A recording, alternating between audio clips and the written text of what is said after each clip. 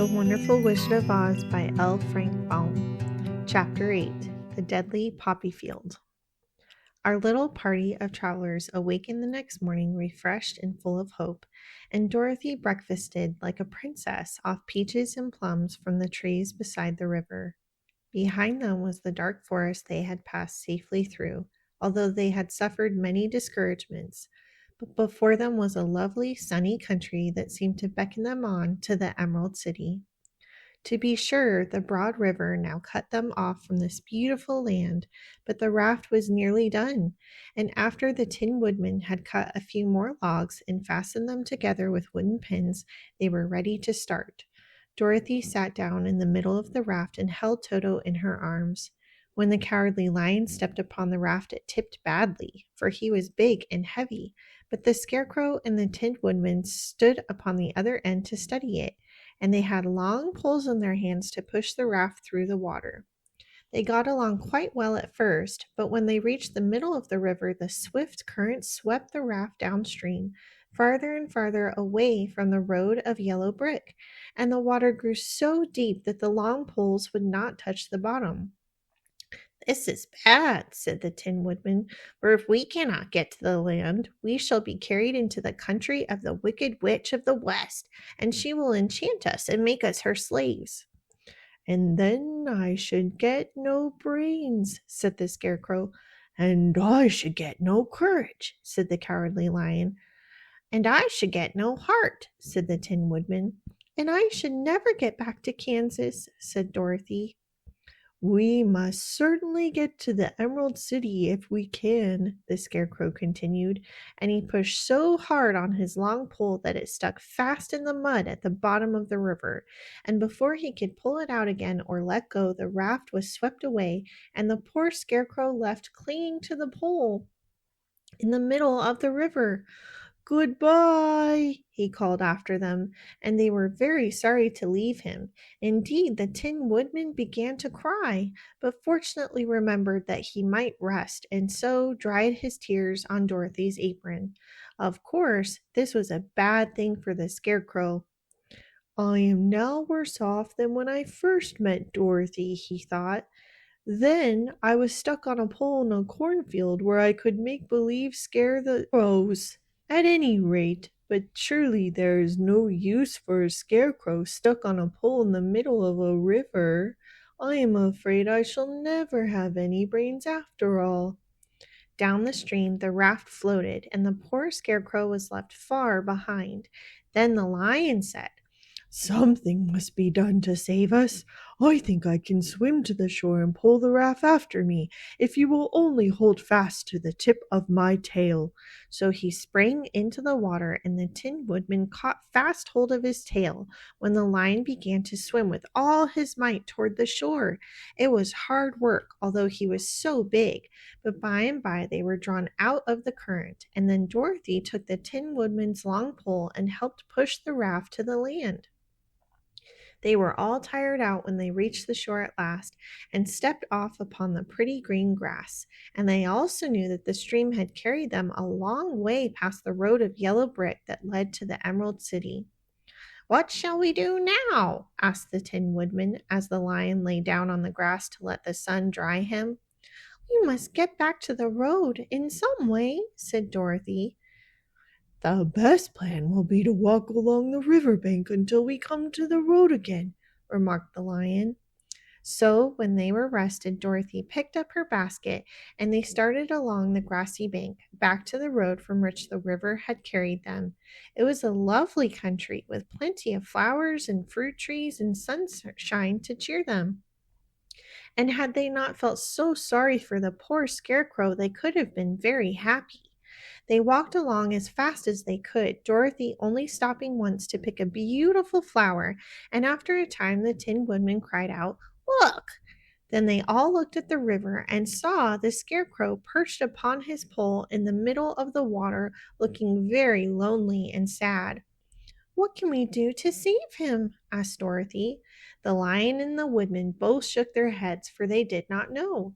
So they sat down upon the bank and gazed wistfully at the Scarecrow until a stork flew by, which, seeing them, stopped to rest at the water's edge.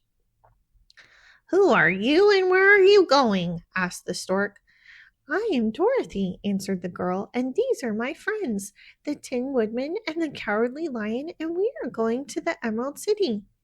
"This isn't the road," said the stork as she twisted her long neck and looked sharply at the queer party. "I know it," returned Dorothy, "but we have lost the scarecrow and are wondering how we shall get him again." "Where is he?" asked the stork. "Over there in the river," answered the girl. "If he wasn't so big and heavy, I would get him for you," remarked the stork. "He isn't heavy a bit," said Dorothy eagerly, "for he is stuffed with straw, and if you will bring him back to us, we shall say thank you ever and ever so much." "Well, I'll try," said the stork, "but if I find he is too heavy to carry, I shall have to drop him in the river again."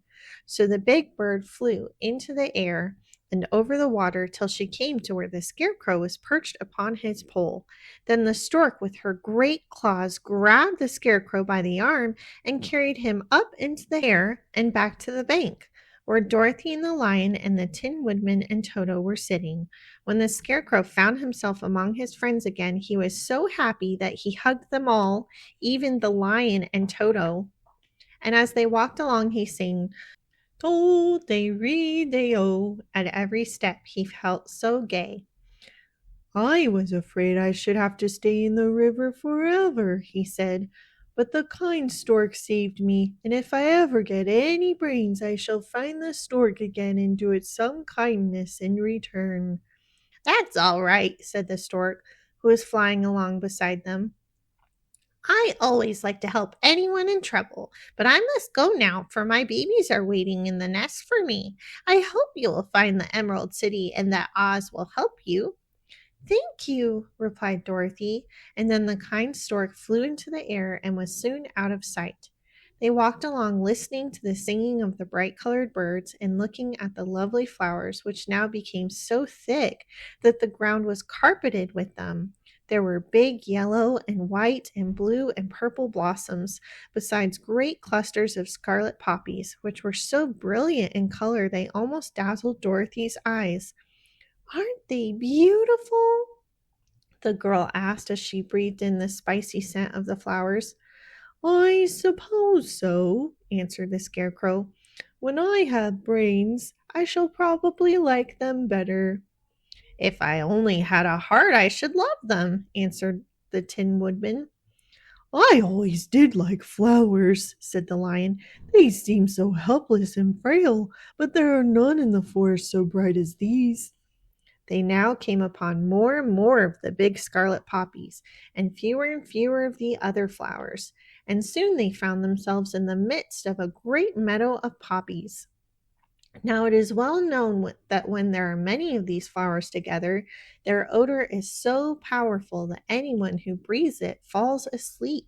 And if the sleeper is not carried away from the scent of the flowers, he sleeps on and on forever.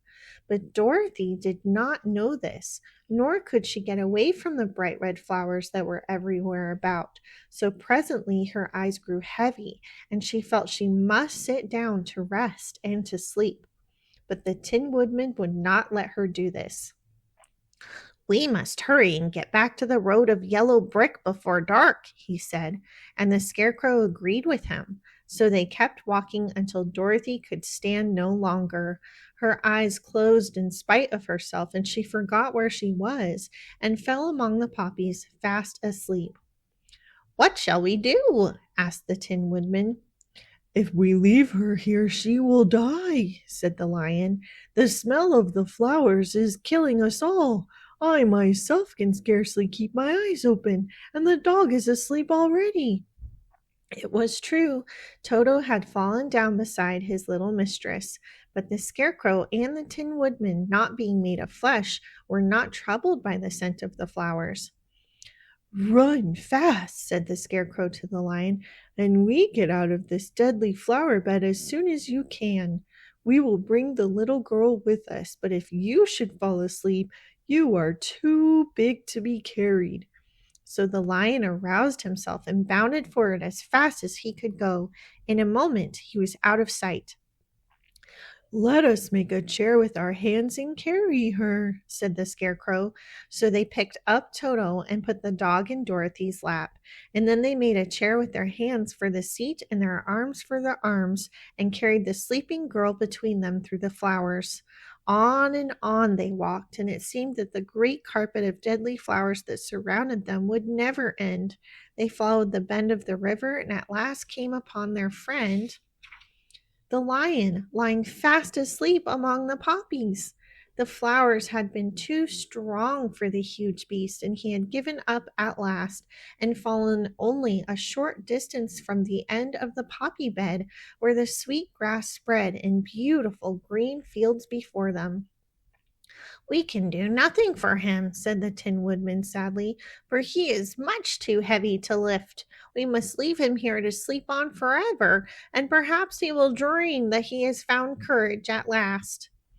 "I'm sorry," said the Scarecrow.